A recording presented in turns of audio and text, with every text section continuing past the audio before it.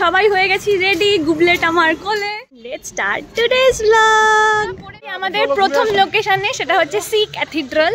তো এই যে চার্চটা দেখা যাচ্ছে, ওখান থেকেই হেঁটে এগিয়ে এসে আর একটা চার্চে ঢুকছি। এটি হলো সেন্ট ক্যাজেটন চার্চ।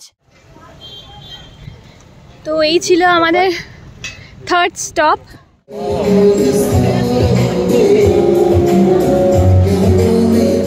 আমরা এখন খুলে বসে খুব মজা করছি।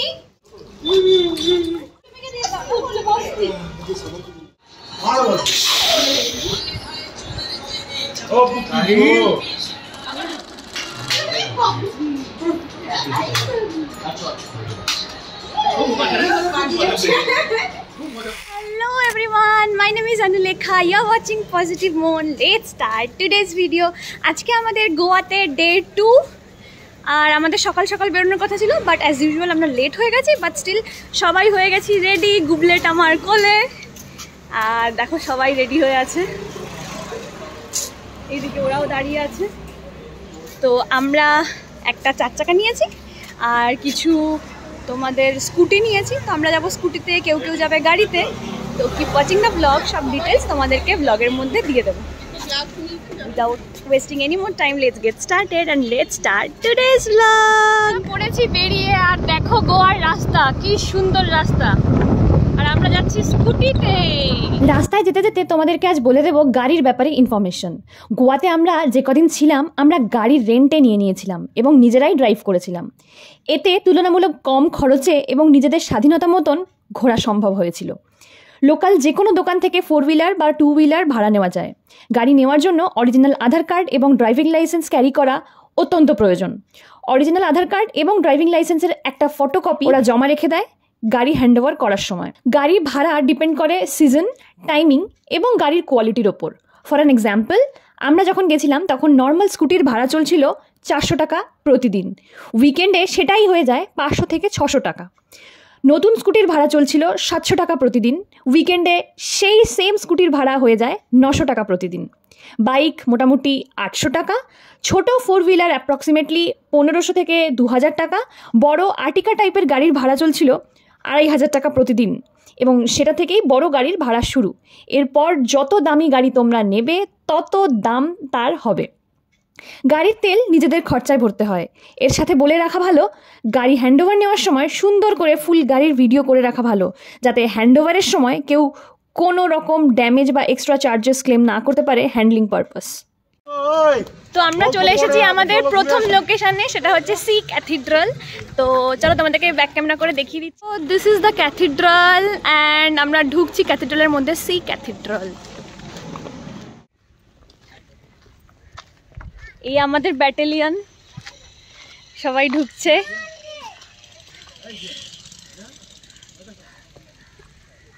ওল্ড গোয়াতে অবস্থিত এই ক্যাথিড্রাল স্থাপিত হয়েছিল 1916 খ্রিস্টাব্দে।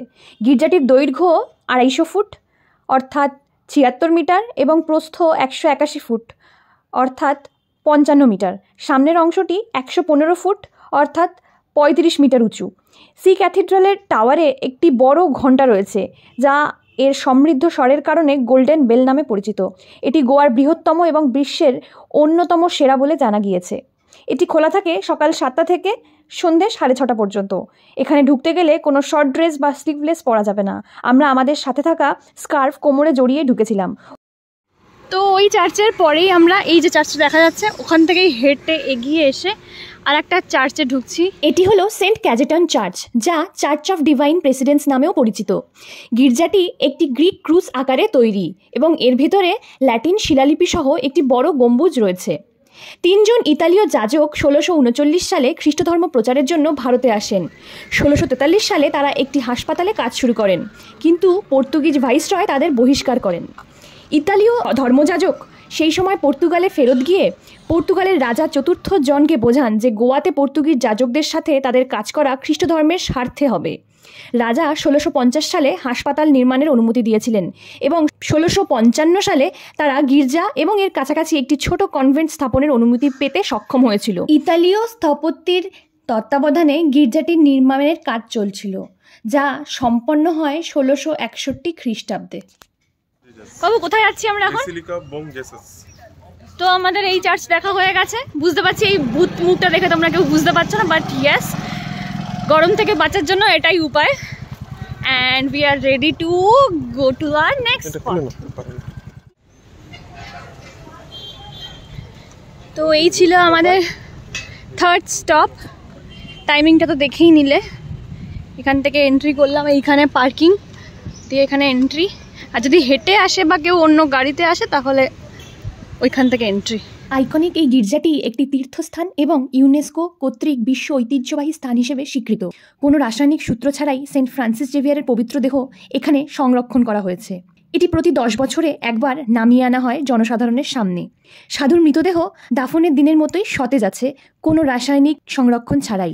সাধুর দেহাবশেষ এখনও সারা বিশ্ব থেকে বিপুল সংখ্যক পর্যটকরা, যারা খ্রিস্টান এবং অখ্রিস্টান, তারা দেখতে আসে। তাদেরকে একই রকমভাবে আকর্ষিত করে, বিশেষ করে প্রতি 10 বছর অন্তর, যেটি শেষ বছর 2024-এ অনুষ্ঠিত হয়েছিল। এখন আমাদের নেক্সট ডেস্টিনেশনের দিকে রওনা দিয়েছি। আর নেক্সট ডেস্টিনেশন হচ্ছে ফন্টেনাস।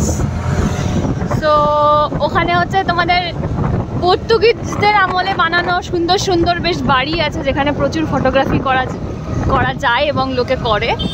অ্যান্ড সেই আর্কিটেক্ট দেখার জন্যই আমরা যাচ্ছি। গোয়ার সুন্দর রাস্তা এবং নদী দেখতে দেখতে আমরা চললাম ফন্টেনাসের দিকে। এখানে বলে রাখা ভালো, ফন্টেনাস বা পর্তুগিজ ভাষায় বাইরো দাস ফন্টেনাস হলো ভারতের গোয়া রাজ্যের রাজধানী শহর পাঞ্জিমের একটা পুরনো ল্যাটিন কোয়ার্টার। এটি তার পর্তুগিজ প্রভাব বজায় রাখে, বিশেষ করে এটির স্থাপত্যের মাধ্যমে, যার মধ্যে রয়েছে ইউরোপের অনেক শহরে পাওয়া যায় এমন সরু এবং মনোরম ঘূর্ণায়মান রাস্তা, পুরনো ভিলা এবং প্রজেক্টিং ব্যালকনি সহ বিল্ডিংগুলো ফ্যাকাশে হলুদ, সবুজ বা নীল রঙের ঐতিহ্যবাহী টোনে আঁকা, এবং ছাদ তৈরি করা হয়েছে লাল রঙের টাইলসের। ফন্টেনাসের ঐতিহ্যবাহী পরিবেশ এই এলাকায় ঐতিহ্যবাহী পর্তুগিজ প্রভাবের প্রতিনিধিত্ব করে। প্রতি বছর 1 সপ্তাহের জন্য ফন্টেনাসের ঐতিহাসিক বাড়িগুলি আর্ট গ্যালারিতে পরিণত হয়।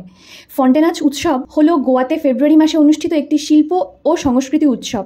ফন্টেনাস উৎসব হলো তরুণ প্রজন্মের মধ্যে গোয়ান ঐতিহ্য সম্পর্কে সচেতনতা তৈরি করার একটি প্রয়াস। এই হচ্ছে ফন্টেনাস, যেটা বিখ্যাত। এখানে এটা বাদে আর কিচ্ছু নেই। অ্যান্ড আমরা এখন রোদ্দুরে গরমে ঘেমে একাকার। তো প্রবাবলি আমরা এবার লাঞ্চের দিকে যাব। আমাদের নেক্সট লোকেশন হচ্ছে ফিশ ডেক। তো আমরা এখন ফিশ ডেকে যাব। এখন প্রচণ্ড গরম লেগেছে সবার, বিভৎস রোদ্দুর। আর এখানে আমরা লাঞ্চ করতে ঢুকছি।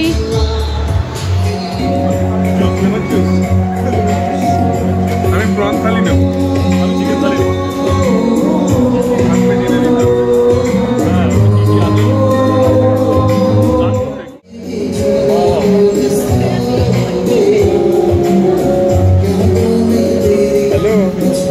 ফিশ ডেক হলো গোয়ার একটি ভীষণ নামকরা রেস্টুরেন্ট, যেখানে লাইভ মিউজিক চলে এবং এই রেস্টুরেন্টটি সি ফুডের জন্য বিখ্যাত। আমরা মেনলি সি ফুড লাভাররা এখানে গিয়েছিলাম বিভিন্ন রকমের সি ফুড এক্সপ্লোর করতে। এছাড়া এখানে লাইভ ফিশ পাওয়া যায়, যেটা চুজ করে তোমরা আমাদের রেসিপিটা বলে খেয়ে নিতে পারো ওখানকার সি ফুড। এরপর লাঞ্চ করে আমরা ফিরে যাব হোটেলে, এবং চলো let's go to hotel directly. তো ফাইনালি আমরা পৌঁছে গেছি আমাদের হোটেলে। আর আমরা নামবো পুলে, পুল। আর আমরা পুলে নামবো।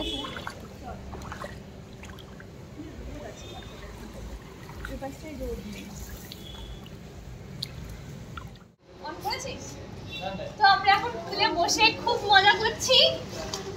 এই তো এত অব্দি জল, এত অব্দি।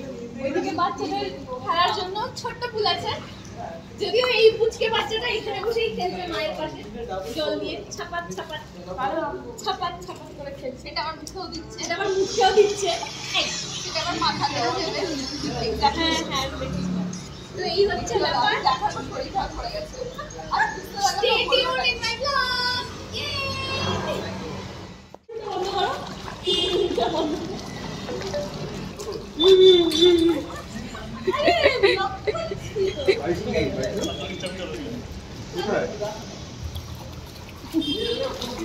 একে দিয়ে দাও, বললে মেকে দিয়ে দাও, বললে বসতি।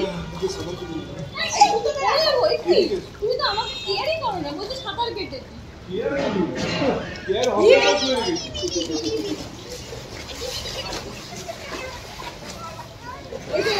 রাতুল তো ভালোই সাঁতার কাটে, ভালোই কাটে না যথেষ্ট ভালো কাটে। আরে নিজের চাঁদ তো বাঁচিয়ে দেবে। এই ওরা জানিস কম্পিটিশন করেছিল কে মন্দারমণি দেখে এরা কে কে সবাই সব ছেলেরা যে কে আগে পৌঁছতে পারে এইখান থেকে এরপর পুলে আমরা স্নান করে অপোজিটের হোটেল থেকে লাঞ্চ করে ডিরেক্টলি পৌঁছে যাব সন্ধ্যাবেলায়।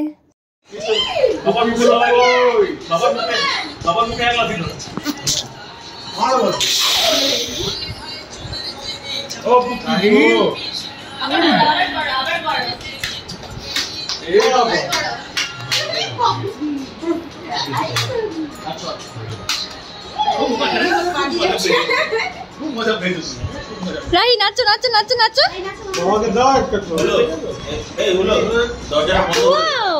এরপর আমরা ডিনার করে পড়বো ঘুমিয়ে। এই ছিল আজকের দিন। If you like the video, do not forget to subscribe my channel, hit on the like button, do comment and let me know what you want to see from me and share my video with your friends. That's all for today. I'll be back soon with a new video with a new content. Till then, be happy, keep smiling and keep loving. Bye.